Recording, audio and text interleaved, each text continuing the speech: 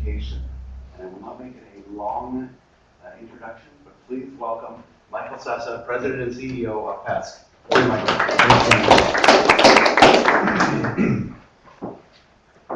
Good morning, everyone. Can everyone hear me okay? Excellent. As Brian said, my name is Michael Sessa. I'm the President and CEO of PESC. And PESC, I'll take 2 seconds and say we're in the middle of transitioning from our prior original name of Postsecondary Electronic Standards Council to a new acronym called P20W. And I'm going to explain the P20W and its Education Standards Council. We changed the electronic. We thought that sounded too 70s. And made it education, since that is really what our basis is. My job this morning is to welcome you to CanHITE and also to introduce you to PESC and to standards as they're evolving throughout the United States and Canada. First, let's talk about some of the factors that influenced the founding of PESC, but also this goes beyond PESC. These affected a number of organizations. Some specifically in the United States, and I'll highlight those. But remember, towards the end of the 90s, we were dealing with Y2K. Does everybody remember Y2K? And the panic that it spread throughout the world because we weren't actually sure what our systems were capable of or not capable of and what was going to happen to them. So a general awareness about systems and standards emerged towards the middle to the late 90s. Electronic transcripts was another factor, and Canada was very involved with the development of electronic transcripts. Back in 1990, 91, 92, under ACRO, a number of institutions began exchanging electronic transcripts, and that was significant because it had never really been done before on such a large scale, and that really served as an impetus to other sectors in higher education, like financial aid, and like the library section and like the IT sectors. They all wanted to get involved because electronic processing had become really state of the art. In the United States, the last two, FDSLP is the Direct Student Loan Program, remember in the United States, where they're issuing billions and billions and billions of student loans and grants. The government introduced a single point of contact process, which was fully based on standards. And that again sent a shockwave across the rest of the sectors in education. And then Project Easy was really modernizing services for students and institutions as the primary customers. So things were really changing, and that really had an influence on us. To the point where a number of organizations came together in the end of the 90s to form PESC. And so with that, our mission, and the opening is obviously open and transparent. Those are our cornerstone principles, is to be open and transparent about what we're doing. We enable cost-effective connectivity between data systems. You don't see the word standards there. Standards is how we do that. So it is the connectivity and the ability for one organization, whether it be an institution, a vendor, a provider, a government agency, in order to communicate with data to another organization and be able to do it efficiently, accurately, with high data integrity, and with satisfaction. So that's what we enable. We enable that communication. We do it by standards. And the reason why is because it accelerates performance and service, it simplifies data access and research, and it improves data quality along the education life cycle. Now, this is the first time you've heard me talk about education life cycle. Historically, we've talked about post-secondary being this silo, and then before post-secondary, you might have secondary or elementary in their silos. What has started in the United States was, it had been in use was PK-12, to refer to pre-kindergarten, the P, all the way up through the end of high school. So PK-12, pre-kindergarten through 12, was elementary and secondary, and then post-secondary was higher ed. Well, now that we're looking across the entire education life cycle, we have to be ready for students when they get out of high school. So aren't we vested in the data that students have and use in high schools? Absolutely. And so with crossing that bridge, we thought it was very important for us to also follow the trend that was happening in the market right now. So for us to stay in a silo of post-secondary, I think would have obsoleted PESC. So what we've done is broadened ourselves to say we're now looking at data across the entire life cycle, even into labor and workforce. Because again, it's no longer about just educating students, it's about educating students so they can graduate and become successful citizens, pay taxes, be good citizens of society, and help us lead and progress society along. Our vision is national and international interoperability, the ability to communicate and interoperate within education, with everybody in education, supported by a trustworthy interconnected network. We just called it EdUnify, to have a name to call it. That's our vision, EdUnify. Built by and between communities of interest in which data flows seamlessly from one system to another and throughout the entire ecosystem, when and where needed, without compatibility barriers, but in a safe, secure, reliable, and efficient manner. So what we're looking at is data should be able to go where it needs to go, when it needs to go, legally, and when it's been authorized to go, and we need to start working on getting rid of these barriers which are preventing us from being able to share. And I'm sure that happens here as well, from province to province, maybe from system to system. In the United States, and the reason why it's so important, is federal agencies are required to have some role in standard setting bodies. And that's what PESC is, a data standard setting body.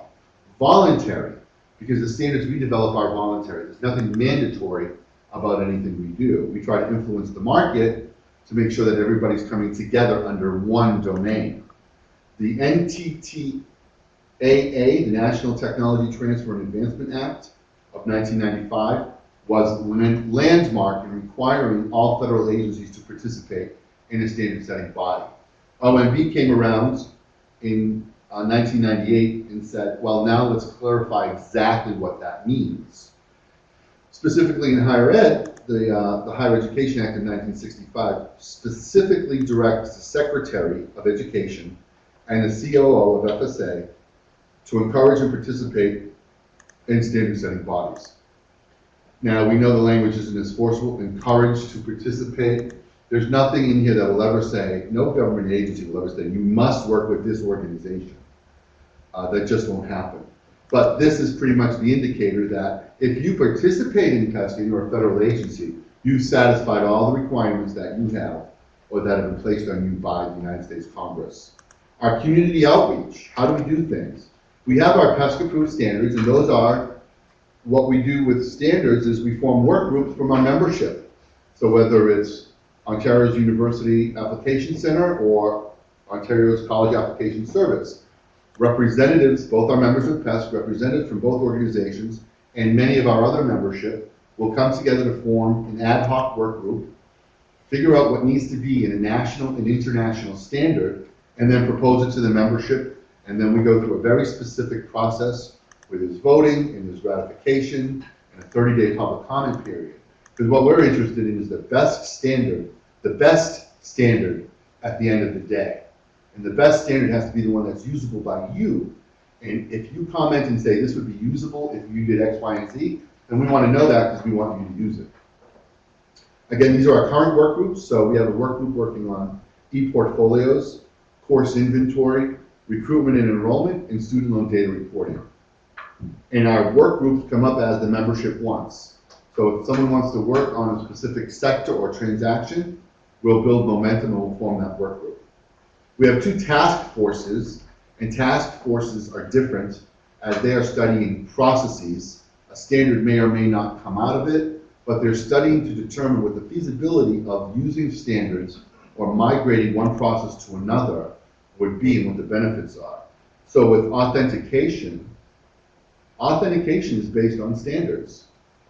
Well, let's figure out what's the next step and how can we really maximize the authentication process for everybody, for students, for faculty, for parents, for alumni. And our Common Data Services Task Force is also working simultaneously with our Canadian PESC User Group on a transcript exchange network. And how do we deliver the data that we're talking about? We can identify it, but let's look at the big process. Let's identify it, let's move it, let's make sure the organization receives it, let's make sure they're happy with it, and if they have to communicate back with us, how do they do that? And our user groups, again, I mentioned the Canadian PESC User Group, which looks out over all issues that could impact Canada. So they're looking at how does PESC, now as an international body, ensure that as it moves forward and progresses, accommodates the needs and the factors that are specific to Canada. And they've been doing a fabulous job. Bill McGee here is our chair, and he's in the audience. Bill, just raise your hand. We have the CEDS User Group, which is Common Education Data Standards, which is an initiative coming out of the Department of Education, in that they realize they don't have longitudinal data standards. So as they're trying to figure out how many students are coming through the pipe, and how many students will be going into this type of labor and workforce, and how many students are studying this, and they're doing all those longitudinal studies, they realized they didn't have standards. And so now we're back tracing with the department to make sure that we have standards in place. The Education Record User Group governs all admissions and registrar standards already approved. So we have an entire suite of transcripts in EDI, in XML, in PDF. We also have the admissions application, we have a test score, and those are in EDI and XML as well. So all of that maintenance happens under this group because it's all really one sector, it's the admissions and registrar. And then student aid, because student aid is such a large issue, it required its own study group. And out of the user groups come ideas and information which we can then push to other groups. Our strategic partners, ACRO, most of you may know, is the American Association of Collegiate Registrars and Admissions Officers. We are working very closely with ACRO. They were a founding member.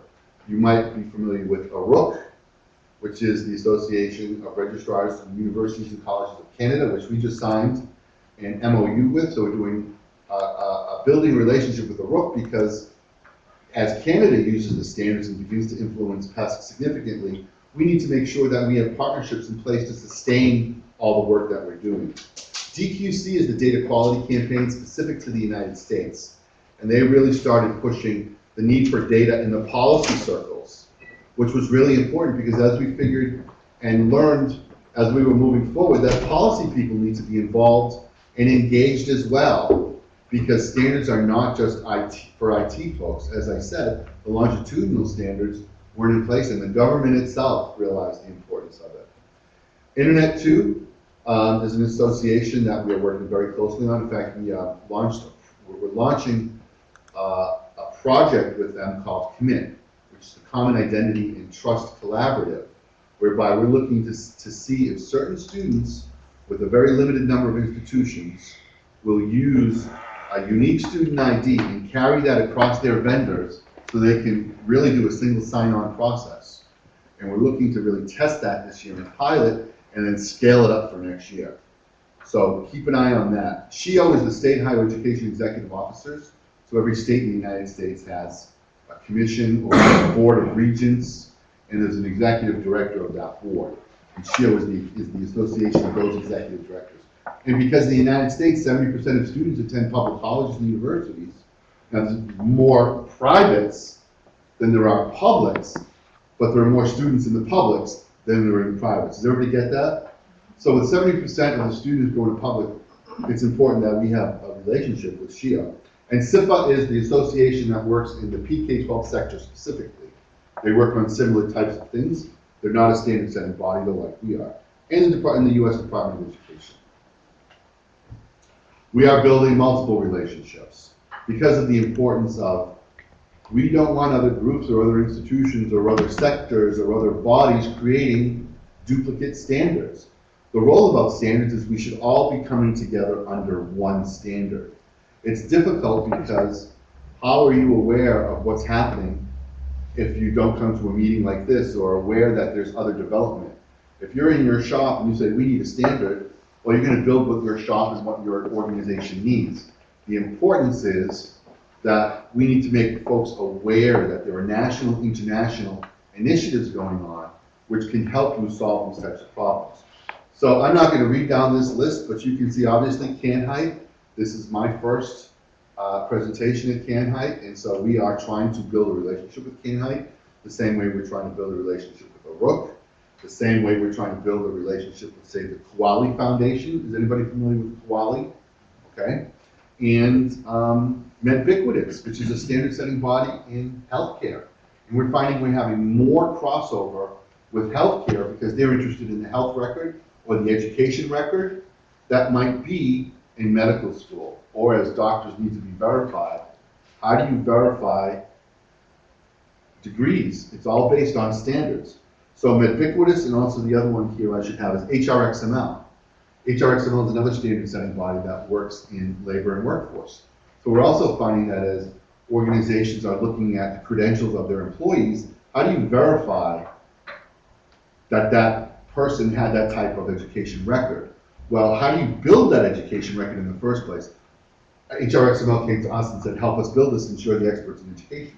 So we're really starting to build not only a cross-country initiative, we're building a cross-industry initiative, cross-sector, and that's really exciting because that's the place it really needs to be. We announced sort of our latest strategy and our vision to let you all know where are we going. It's important for you to understand that if you're going to use the standards and the information that we put out, by the way, which is all free. So our standards are free and available to the public without authentication or login. What we're trying to do is take down the barriers to interoperability, not introduce or create new ones. So you don't have to pay, you don't have to log in, you don't have to register, use them, make them viral, get everybody on board. But so you know that if you were to use this, well, why would I use this? What's coming after it? Are you going to leave me after 3 years and then I don't know where my strategy is and my systems are going? So we look at and we say the number one problem, Michael's opinion, and what we really push with PESC is a lack of infrastructure in education. There is a significant lack of infrastructure. And what I mean by that is Canada doesn't have a national transcript exchange network. The United States doesn't have one. And why is that? We're all sending so much data back and forth. We're not doing it efficiently. There's no single way of doing it. Could you imagine if our cell phones didn't connect or ATMs didn't connect and you had to check your ATM receipt and your bank every time you went to the ATM? You don't expect that with those type of networks because we're used to them. We have to build that network in education and get used to it. And that's what we're after. And we break it down into 3 pieces. One is, you first have to have a process to sign on or get access to the network. And we look at that and say, well, support multiple access points. How do we tackle that? Well, we formed a task force. And that's our authentication task force, which is looking at how do we build the infrastructure necessary to support and scale up this network. We also look at the standards which should travel over the network. And we have our standards forum for education, and that's where all the XML development happens. And then we have our common data services task forces looking at, well, once you access the system and you have what you want to send on the system, how do you actually send it and make sure that the receiving organization receives it and that you have what we call a happy transaction. Sending your data is no longer good enough. You have to send it and make sure someone received it. It's like baseball. You just do a pitch. You can say, yeah, I threw it. It was a perfect pitch. Did anybody catch it? Did anybody hit it? So it's the same with us. You can send your data beautifully. If your receiving organization had a problem, that's a problem for all of us. I'm just wondering, your baseball example, did you send the pitch to the Toronto Blue Jays? That about a swing. No, I won't comment on that. Although as a Boston native, I will say, I could say the same thing about the Red Sox sometimes. They held my heart. That's okay, you'll be sending Stanley Cup to the Bruins. We can only hope, right, Bill? Yeah. So what is PESC 3.0? We've laid our strategy out for the vision of an infrastructure. Now, okay, what does that mean? Let's get down to a little bit of, okay, how are you really implementing that? Well, we looked at creating a new premier partner category. And that is to encourage our current members to get more members, but they can do it without charge, so that a premier member like the National Student Clearinghouse pays a certain amount to be in PESC. Well, we love the National Student Clearinghouse. They're very involved, They have many, many vendors and partners. We're saying to the clearinghouse, start to get them involved. And if you get them involved, we're going to escalate your status to premier partner so that the clearinghouse wins and they get more exposure. PESC wins because we have more participation. And overall, we all win because we're expanding the interoperability circle. New membership category for schools or local education agencies, we used to call them districts. If a school or a high school wants to join, we now accept that. We're looking at common IP, intellectual property, because what we do is very simple. We form work groups, everybody contributes into the middle. We synthesize that, we process it, we put it as a national standard. Nobody can claim the IP on that. It's PESC IP. Our IP policy, while I think is sufficient, some lawyers do not. So what we're looking at is just tweaking our IP policy, just to make sure it says what I just said it should say. And therefore, what we're then going to do is make sure that other organizations have the same IP, so that you don't have to worry. If I use this, I'm free and clear because I know PESC's IP policy. Well, if I use this over here, do they have the same policy? Or am I going to get sued by someone else because they don't have the same policy? Really, the IP policy is to protect you all in using the standards, so we're going to tighten that up. As the standards are being used and used more, we want to make sure that they're free and clear. Permanent user groups. So, now we have the Canadian PESC User Group, we have the Student Aid User Group. We're actually thinking of launching, anybody here of the My Data initiative that's happening with providing students their data directly from whatever website it is. So the Department of Education, the White House are pushing that. I think it started in the Veterans Affairs Administration, where it was called the green button. You can go to the VA or to the medical and push you click, and it gives you all your data. It may be a text file or a comma delimited file, and that's happening more and more and more. So we're actually thinking maybe we need to form a My Data user group, because as students are now going to be getting access to their data, they think they're going to be able to send a transcript. So we have this clash of policy that's going to happen and this information that's being sent to students. Would any institution accept this transcript from a student? Unlikely. Do the students think they could? Absolutely. So we're going to have a clash of cultures. The millennials are going to have to learn.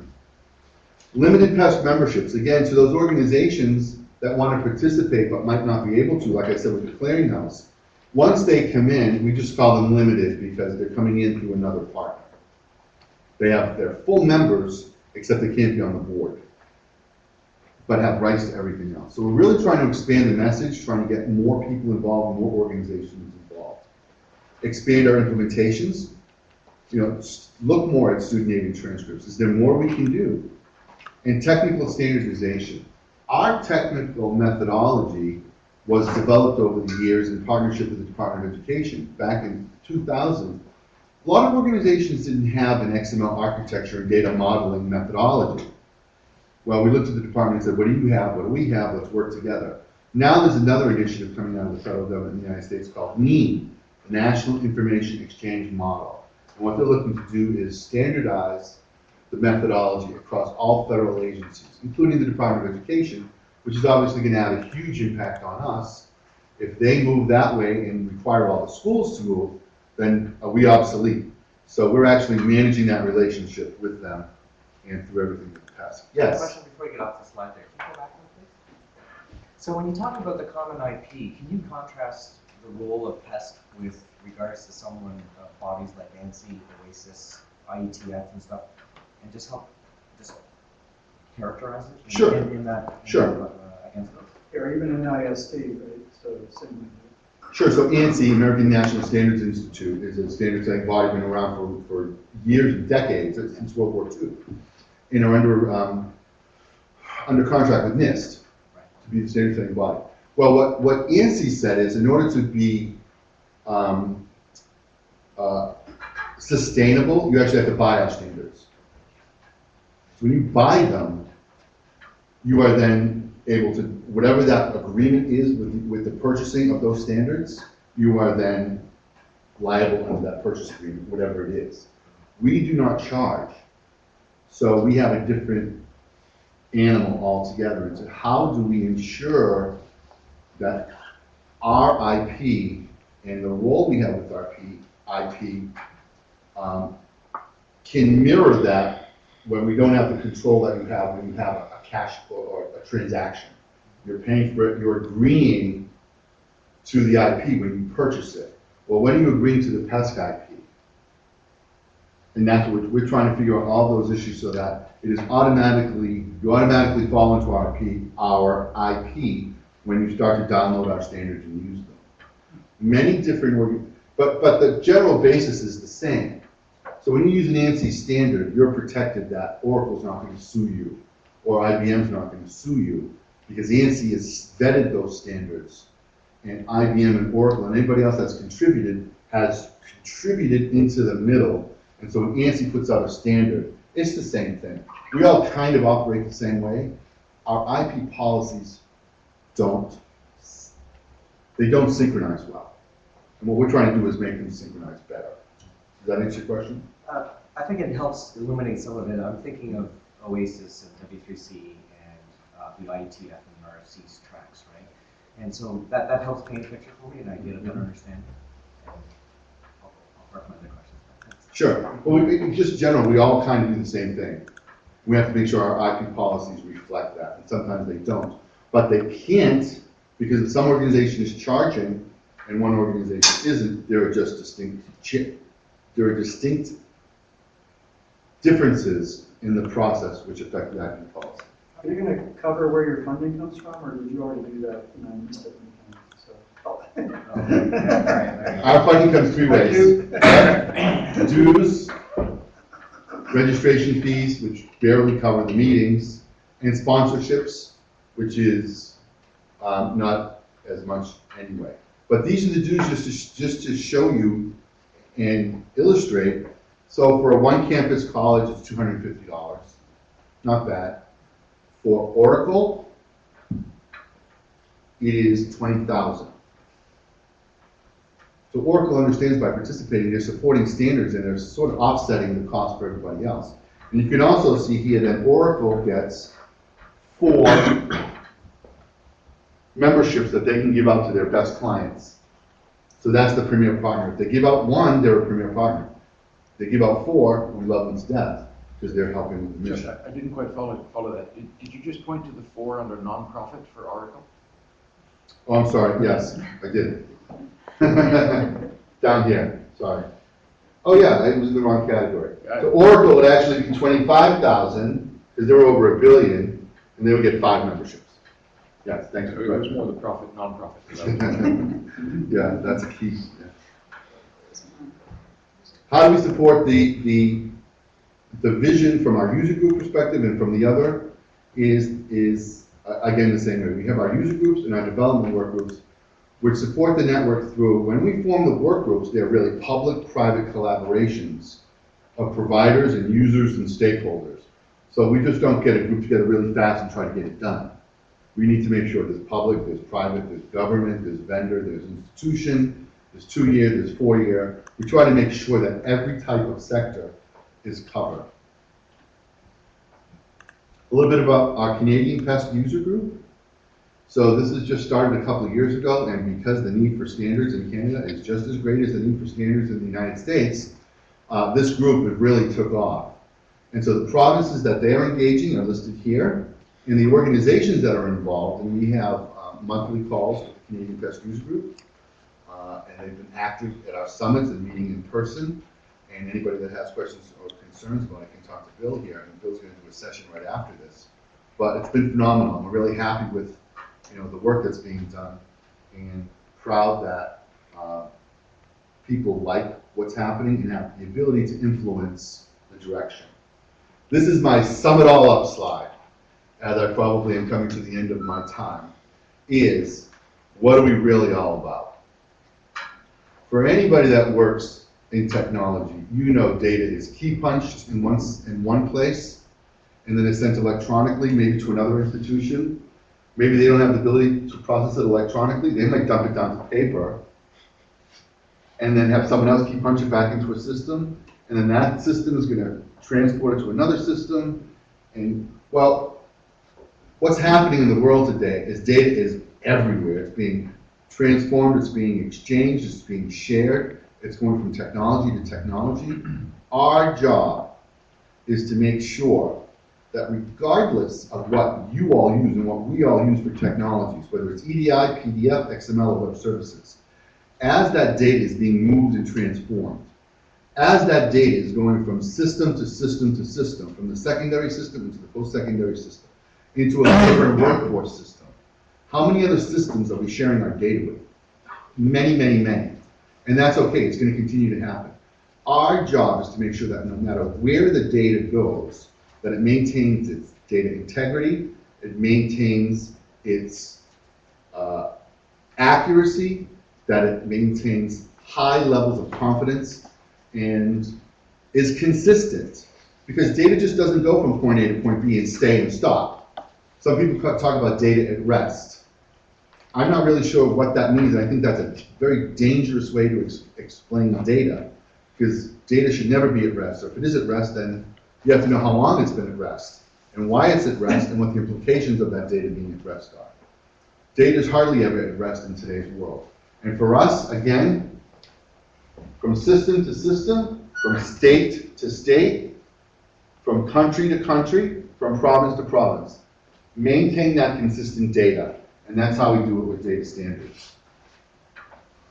Our next big event, just so you know, is coming up in fall. On October 1st, 2nd, and 3rd, we're having our fall summit, and that'll be down Palm Beach. And the Canadian PESC User Group will be meeting. All of our groups will be meeting, the board of directors. We have a full contingency of folks meeting. From 90 to 100 people attend each of our summits. We're looking at launching our 3rd one. We only have 2. We used to have 3 before the economy tanked back in 2008. But the need to get back up on 3 or possibly 4 is emerging because there's so much activity happening. This is the next event. These are our sponsors, so you know, and we highlight our sponsors. And these are the only sponsors we have at this point. So to get back to the how we make our money is really through membership dues. And with that, I will bring the session to a close and turn over to Barney for any questions or concerns. Okay, so we have no questions from the online Q&A. That means we can take all of our questions from Michael from within this room, unless something does pop up in the Q&A prompter meanwhile. Fire away. He's yours for the next 5 minutes. I know he has to fly back to New York and Washington.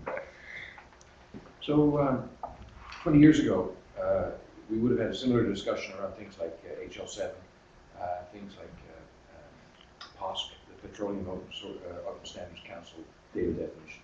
And the discussion at that time was all about how the data standard would influence not all of it, but a lot of the discussions about how it would influence the vendor community in order to break the proprietary nature of some of the technologies, and then also just sort of create an interoperable environment.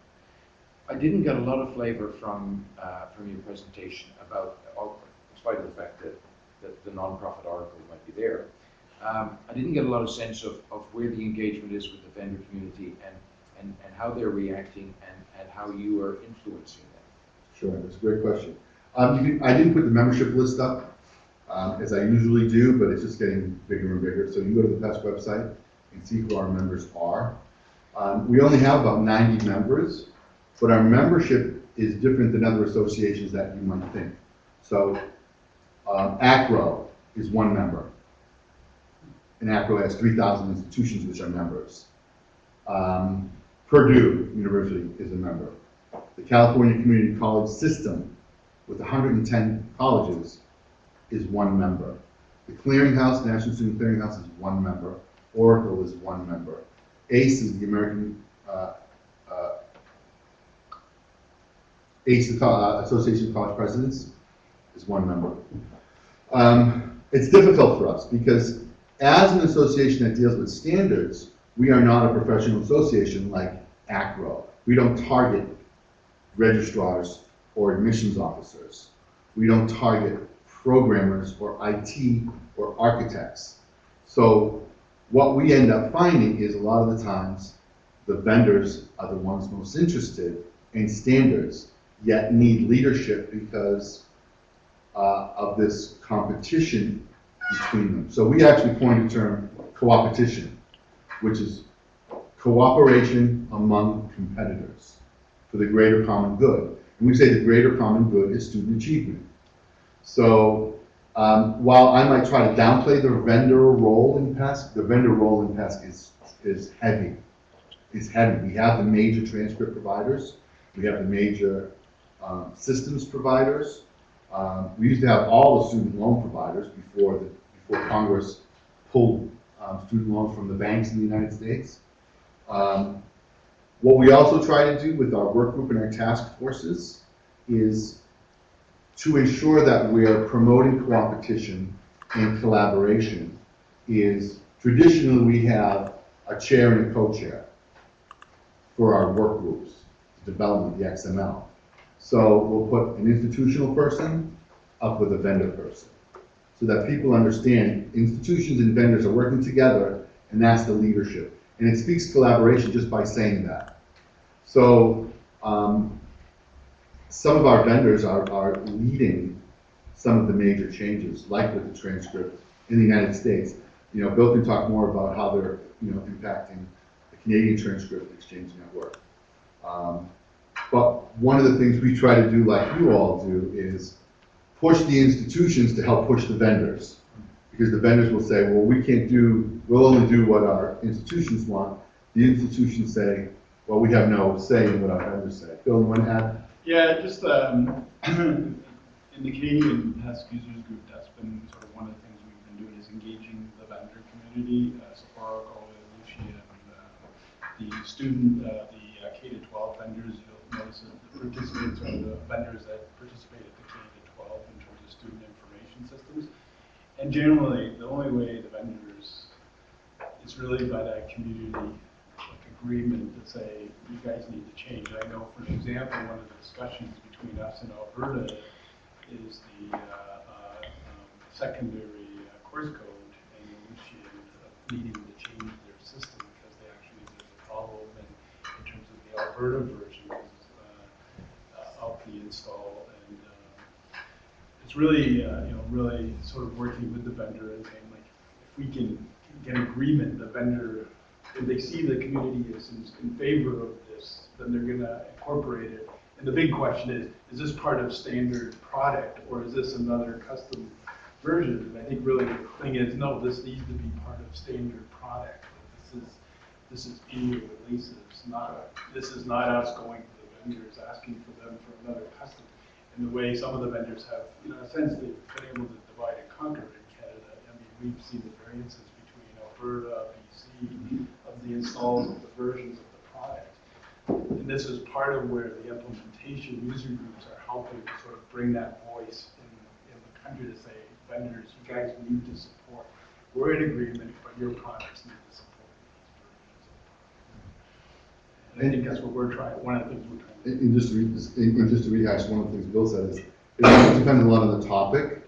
So, for instance, our Commit, Common Identity and Trust Collaborative, which is something we haven't promoted much because we really want to line everything up before and do it right before we scale it up. But that's attracted the College Board, ACE, Parchment, Connect EDU, the National Student Clearinghouse, Oracle, a whole host of groups, because single sign-on is sort of everybody wants it, and so they're chasing it. Okay, we have 2 more minutes left, and there were 2 questions. Can we take 1 minute each, starting here? So, one of the questions I have is, does the PESC standards and body of work go so far as to then prescribe protocols?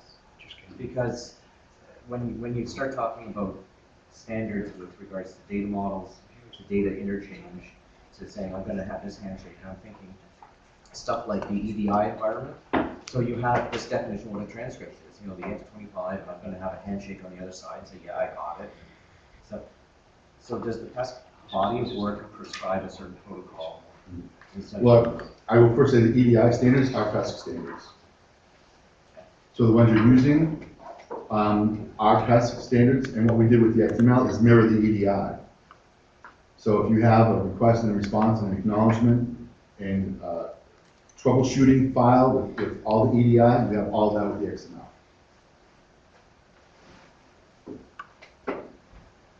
You almost answered my question. I'll wait, I'll give. Okay, one more question over here. Before it's Actually, I have a general thing. How did you get started? In other words, there had to be a germ of interest. Did this get started by the vendors?